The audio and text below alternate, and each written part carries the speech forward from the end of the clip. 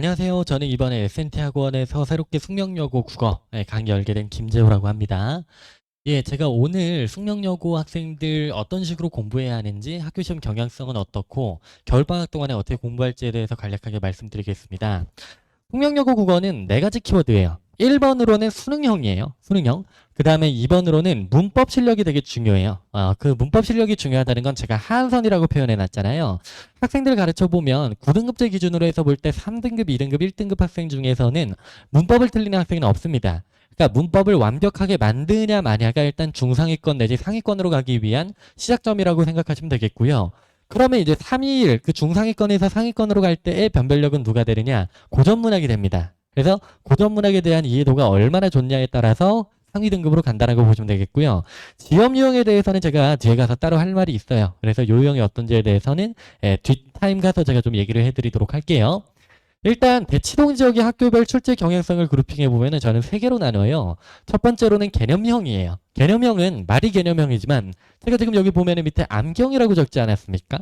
일반적으로는 잘 외우면은 잘 나오는 시험이에요. 이 학교는 이제 수학 부담이 높은 학교들이고요.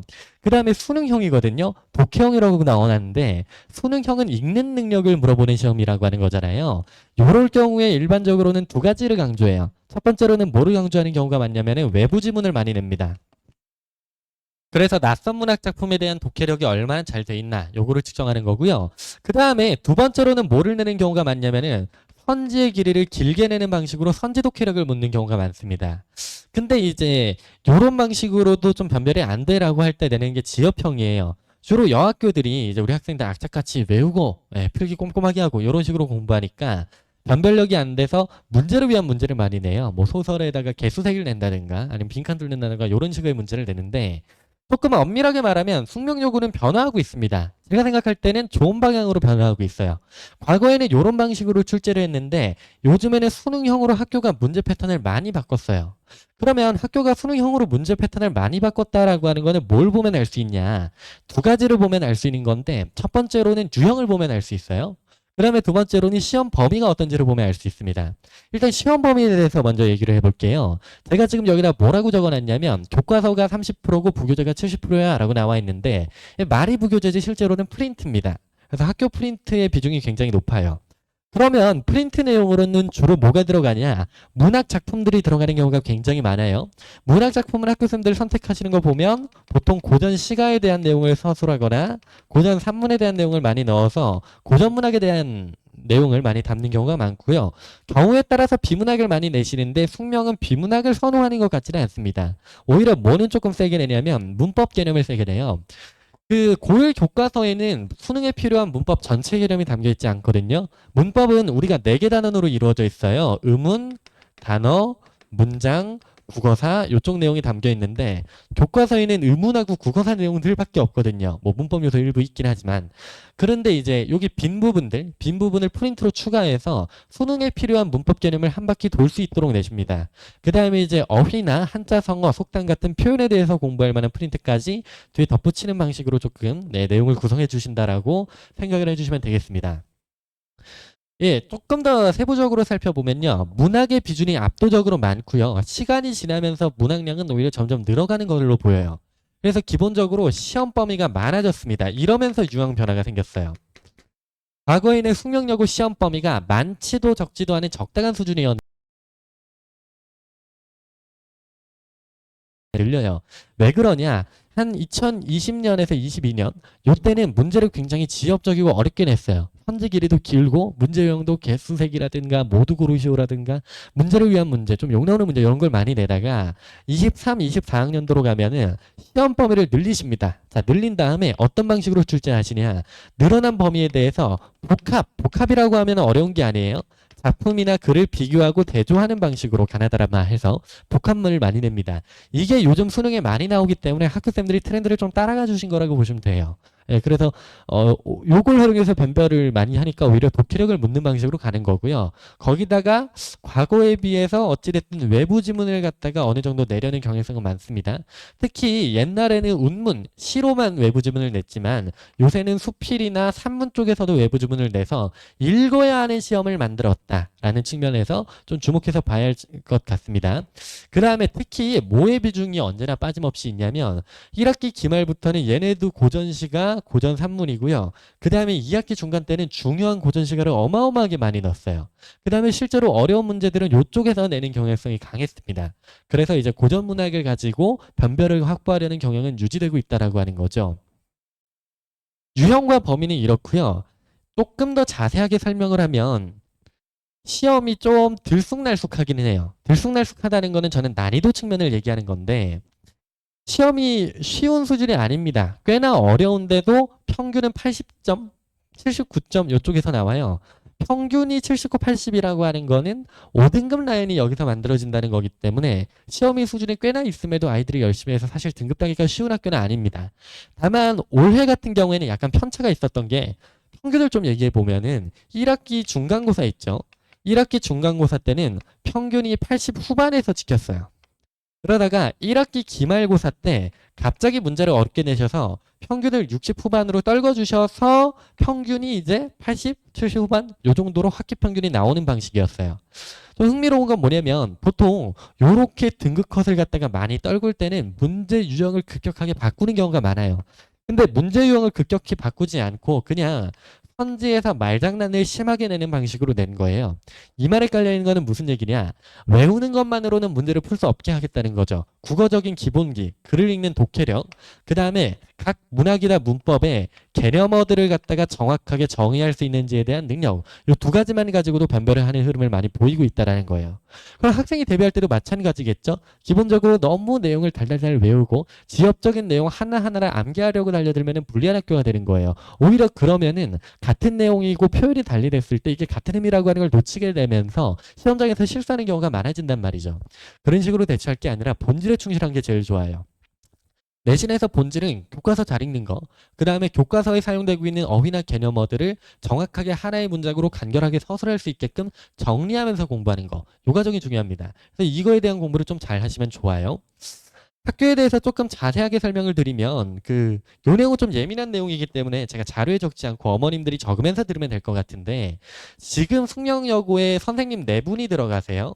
박수희 선생님이라고 하는 분이 들어가시고 그 다음에 이제 이보승 선생님이라고 하는 분이 들어가시고 그 다음에 이제 김지상 선생님이라고 하는 분이 들어가시고 민세희 선생님이라고 하는 분이 들어가세요. 이렇게 네 분의 선생님이 지금 이제 숙명여고에서 국어를 담당하고 계신데 과거에는 이 김지상 선생님이 들어가셨던 수업에 황정규 선생님이라는 분이 들어가셨는데 이쪽 수업들이 조금 중요했어요.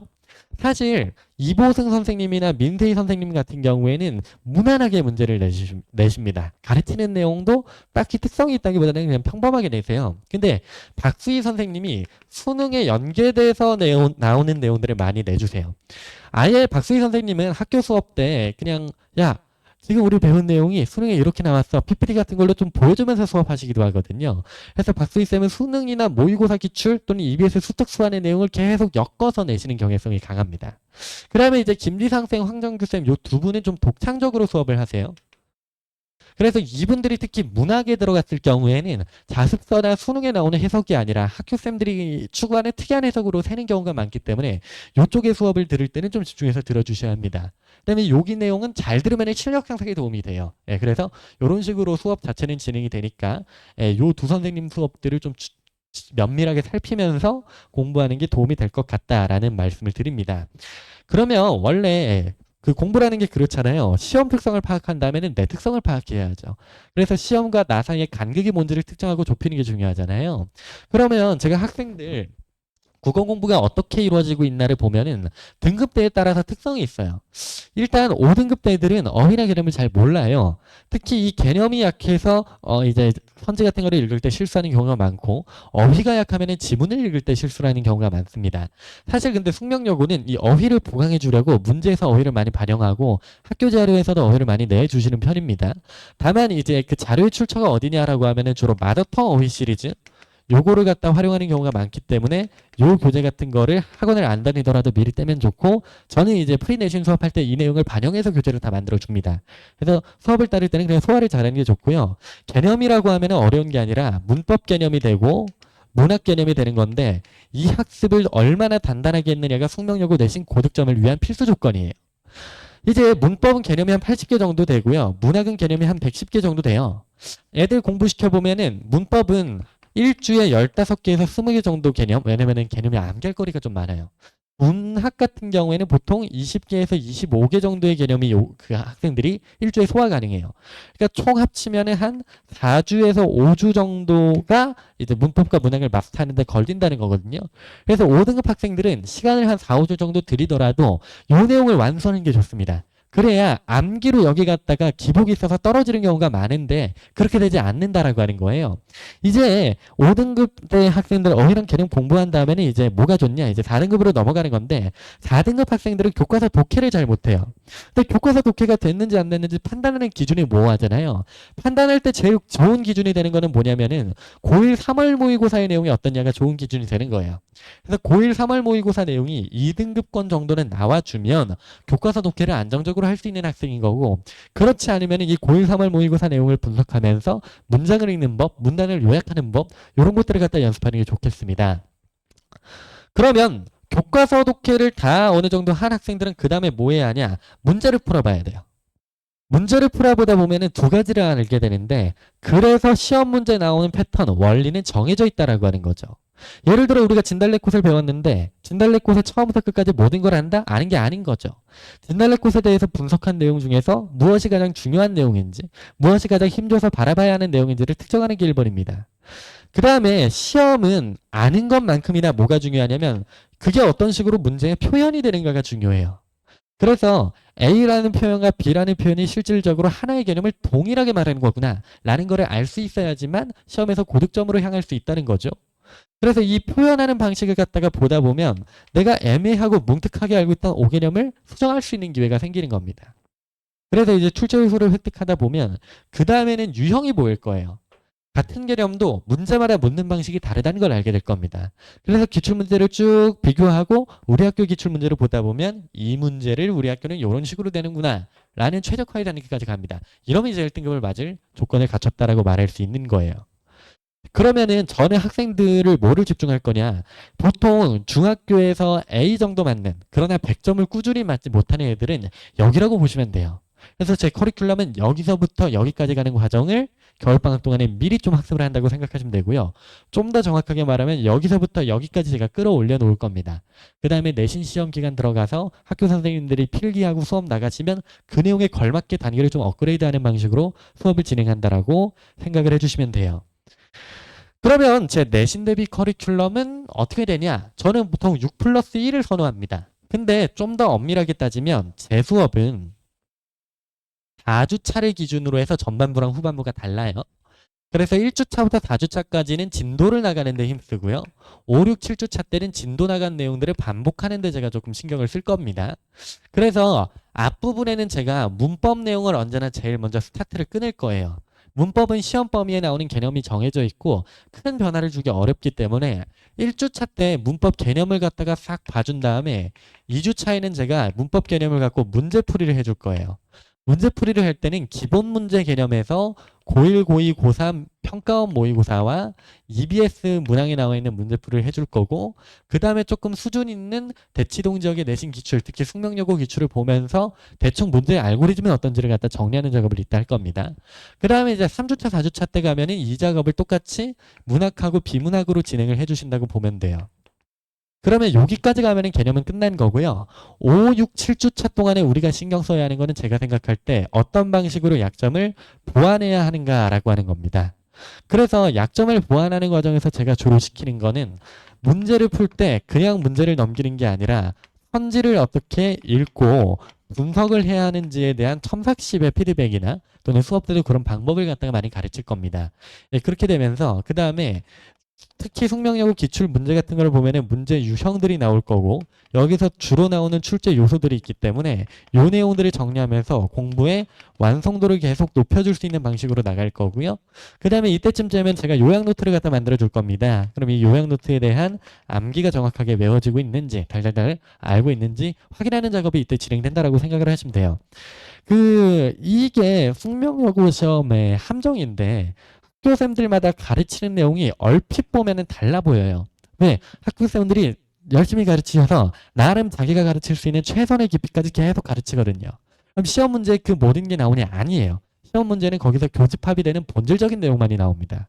그러니까 지엽적인 거에 암기를 하고 막 매몰되느라고 큰 줄기에 해당하는 개념들을 놓쳐버리면서 공부를 하게 되면 시간을 낭비한다는 거예요. 그래서 숙명여고에서 제일 중요한 거는 이제는 문제풀이 능력입니다. 과거에는 암기를 얼마나 잘했느냐 이게 중요했어요. 얼마나 지엽적인 내용까지 하나하나 파는 게 중요했는데 이제는 그렇지 않아요. 문제를 풀면서 나오는 패턴이 정해져 있다. 그 패턴은 누구한테? 수능한테 초점화돼 있다라고 하는 거를 알면서 공부하는 습관을 기르는 게 중요하다라고 말씀을 드릴 수 있겠습니다. 그래서 우리 프리 숙명여고 윈터스쿨 수업은 제가 시즌을 3개로 나눕니다. 우리 수업은 12월 3주차에 개강을 합니다. 그래서 시즌 1이 있고 시즌 2가 있고 시즌 3가 있어요. 이제 기간은 12월 3주차부터 1월 2주차까지가 시즌 1이고 그 다음에 1월 3주차부터 2월 2주까지가 시즌 2고요. 이제 2월 3주차부터 3월 1주차까지가 시즌 3입니다. 그 다음에는 이제 내신으로 쭉 간다라고 보시면 돼요. 이제 기준은 뭐냐?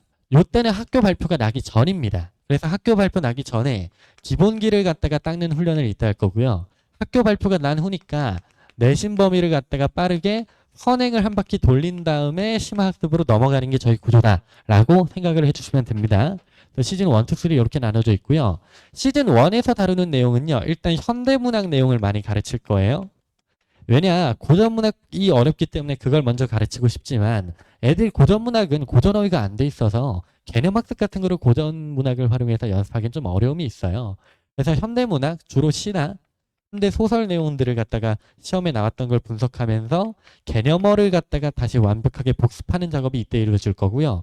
문법 내용 중에서 기본 내용, 앞단원에 해당하는 의문에 해당하는 내용과 단어에 해당하는 내용들을 제가 이때 볼 거고 요때 그 비문학에서는 제가 문장을 갖다가 분석하는 방법 같은 것들을 하나하나 알려줄 겁니다.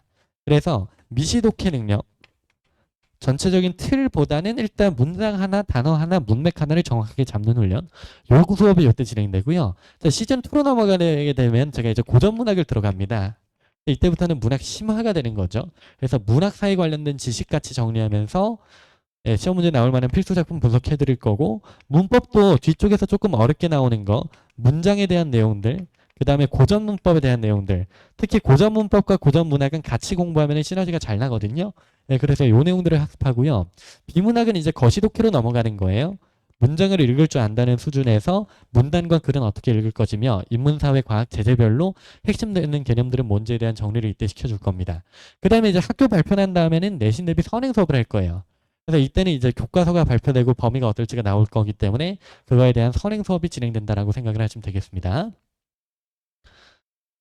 그렇게 진행되고요. 저희 교재 굉장히 좋습니다. 사실 저는 학생들이 맨 처음에 문제를 받으러 와요. 문제를 받으러 뭐 더블 수업을 듣는다 그러면서 저희 문제는 되게 좋기로 유명하고 정리가 잘 돼 있기 때문에 특히 저희 복수 테스트 문제는 저희 사활을 걸어서 만들어서 명성이 생각보다 높습니다. 정확도가 높아요. 그러니까 복수 테스트에 나왔던 유형이 시험 문제 나오는 경우도 많고 복수 테스트에서 예상됐던 점수가 시험 문제로 연결되는 경우들이 굉장히 많습니다. 그래서 처음에는 문제를 받으러 오고 자료를 받으러 왔다가 수업이 괜찮고 저희 관리를 되게 빡세게 하기 때문에 그 내용 때문에 이제 쭉 1년, 2년 이렇게 같이 가주는 경우가 많은데요. 교재는 본교재와 부교재가 나눠져 있어요. 본교재는 독학 자료입니다. 그래서 본교재는 별거 없고 필기 노트 내용을 제가 쭉 담아주고 요약 노트 내용을 쭉 담아줍니다. 그래서 학생이 별도로 뭐 노트 정리하면서 시간 안 들이고 그냥 그것만 보고도 학습할 수 있게 내주고요. 주간지가 나갑니다. 이 주간지가 이제 관리의 핵심이 될 거예요. 주간지는 저희가 그 데이가 나눠져 있어요. 월, 화, 수, 목, 금. 토, 일 이렇게 해서 일주일 동안 어느 정도의 분량을 풀어야 하는가 요거를 제가 주간지로 싹 다 넣어놨고요. 그거를 갖다가 푼 다음에 어떻게 해야 하냐. 저랑 저희 연구진이랑 학생이 이렇게 담겨있는 톡방을 팔 겁니다. 그럼 매일같이 거기에 보내주셔야 돼요. 만약에 보내주는 게 2회 정도 누적되면 평일에 클리닉을 잡을 거고요. 클리닉마저 결석되면은 이제 공부할 의사가 없다고 생각하고 이제 아웃하는 방향으로 방향을 잡을 것 같습니다. 그 다음에 주간지를 갖다 보내면 학생들이 오답이 나올 거 아니에요. 무엇을 틀렸는가 요거를 나올 거잖아요. 그래서 뭘 틀렸는지에 대한 내용을 제가 다시 정리해 갖고 그 오답 유형과 그 오답 유형에 대한 변형 문항 요게 나갑니다. 그래서 주간지가 기본적으로 나가면서 자기가 오답 유형에 대한 개별 과제 이렇게가 나가요. 그러니까 일주일에 책이 3권이 나가는 건데 필수 과제로 본교재랑 부교재 주간지가 나가는 거고 선택 과제로 자기가 예전에 틀렸던 오답에 대한 분석 문항이 나갑니다. 예, 그러면서 이제 그 약점을 좀 보완하고 문제풀이 훈련을 잘 할 수 있게끔 저희가 커리큘럼을 설계를 했고요. 수업 보면은 저희는 보통 3시간 수업을 하기 때문에 앞에 10분은 이전 수업과 과제에 대한 복태를 진행하고요. 수업 쭉 진행한 다음에 뒤에 오늘 수업에 대해서 진행한 거에 대한 문제풀이 적용 테스트를 합니다. 그래서 과제가 미흡한 학생, 요 두 테스트를 봤을 때 점수가 좀 위험한 학생들은 제가 클리닉을 부를 겁니다. GT라고 되어 있지만 이거 그룹 티칭, 그냥 모자란 학생들 불러갖고 이제 모아놓고 학생들 뭐 하고 있는지 하나하나 보는 거고요. 그렇게 했는데도 안 되는 애들이 있어요. 안 되는 애들은 줌으로 1대1로 저랑 저희 조교들이 또 붙습니다.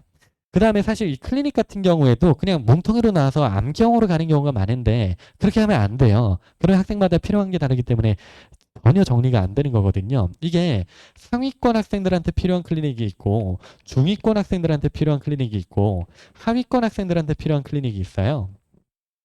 상위권은 복태 기준 100점 만점에서 80점 이상인 애들이고요.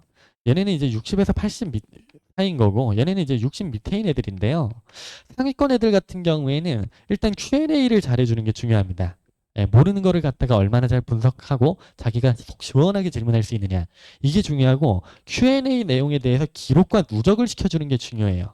왜냐? 이게 자기가 휘발될 만한 약점인 거기 때문에 요거를 계속 복귀시켜주는 방식으로 가야 돼요. 중위권 학생들은 이제 문제풀이가 좀 중요한 거죠. 왜냐? 중위권 학생들은 암기나 개념 공부는 됐으나 문제로 이제 다양한 방식으로 변형돼서 표현됐을 때 그거에 대한 대처가 안 된다는 거기 때문에 중위권 학생들은 문풀에 대한 경험을 누적하는 게 중요해요.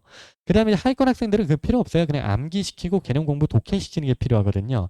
붙잡고 촉쳐야 하는 애들인 거죠. 그래서 수업 자체는 이런 식으로 진행이 되고 클리닉은 학생들의 공부 현황에 따라서 좀 분리해서 진행된다라고 알아두시면 되겠습니다. 저희 교재 굉장히 좋습니다. 기본적으로 필기 노트와 자습서 내용이 나갑니다. 필기 노트는 학교 프린트에 나와 있는 필기 내용과 과거 누적되었던 숙명여고 데이터가 반영되어 있을 거고요. 이제 주변 학교 기출 같은 거 엮어서 선지가 어떻게 나왔는지 같은 것들을 옆에 정리를 이렇게 해줬습니다. 예, 그 다음에 이제 자습할 요약 노트랑 주요 선지를 모아놓은 기출 노트가 있어서 요거를 잘 암기해서 시험 점수 잘 받을 수 있게 할 거고요. 예, 그러면서 이제 마지막 직보쯤 가면은 저희가 단권화 노트라고 해서 지금까지 배운 내용을 이런 식으로 하나로 정리해서 잘 외우고 정돈할 수 있게끔 복합 지문은 요거 훈련을 얼마나 잘했느냐에 따라서 달라지기 때문에 여기에 초점화를 둔다고 생각하시면 됩니다. 복태 진행할 거고 복태 퀄리티 상당히 높습니다. 그 다음에 복태도 단순하게 풀고 끝나는 게 아니라 푼 다음에 아이의 약점에 대해서 저희가 이런 식으로 보완을 합니다. 4개의 영역으로 이 아이가 어휘가 어떤지 문학, 문법, 독서에 대한 각각 이해도가 어떤지를 분리해서 약점이 뭔지를 특정하는 거예요. 아이 국어 실력이 80점으로 나온다. 국어 실력이 80점인 게 아니라 어느 영역은 100이고 어느 영역은 60이기 때문에 평균치로 80이 나오는 거예요. 그래서 어느 지점에 얘가 지금 내려앉아 있는지를 분석하면서 약점을 보완할 수 있게 하겠고 또 이제 학급 내에서 비교 분석을 통해서 경쟁력을 갖고 경쟁의식을 갖고 좀 공부할 수 있도록 또 만들어 드리도록 하겠습니다. 숙명여고 국어 어렵다라는 얘기는 하루 이틀의 얘기는 아닙니다. 뭐 매년 들려오는 얘기지만 제가 자부할 수 있는 거는 저희 학생들이 역전율이 굉장히 높아요. 사실 딴 수업들은 저희 수업들만큼 학생의 역전율이 높지 않습니다. 처음에는 뭐 보강이나 클리닉이나 문제가 좋다고 하니까 문제량을 좀 늘려보거나 그런 목표로 왔다가 여기에서 성적 잘 올리고 눌러 앉아갖고 1, 2, 3년씩 이렇게 같이 가주는 학생들이 많거든요. 저희가 잘할 수 있는 거는 2개입니다. 하나는 학생 될 때까지 붙잡고 시켜주는 거예요. 얘가 지금 약점이 뭔지 하나하나 훑어주는 거. 예, 하나하나 훑어주는 거. 얘가 지금 자기가 아는지 모르는지 구분이 안 될 거거든요. 중위권 애들. 넌 너 뭘 몰라라고 시원하게 정리해 주는 거. 이 작업은 저희가 잘합니다. 그다음에 두 번째로는 공부 부담을 줄여주는 거는 잘할 거예요. 3시간, 4시간, 5시간, 6시간 애들 붙잡고 계속 공부시키면 국어 성적 자체는 나올지 몰라도 다른 과목에 영향을 주기 때문에 그런 효율을 조금 잘 확보할 수 있게끔 커리큘럼을 잘 진행하겠습니다. 맡겨주면 좋은 성과 낼 수 있게끔 언제나 최선을 다할 테니까 그 도움 필요하시면 수업 들으면서 저한테 연락 주시면 될 것 같습니다. 여기까지 진행하겠습니다.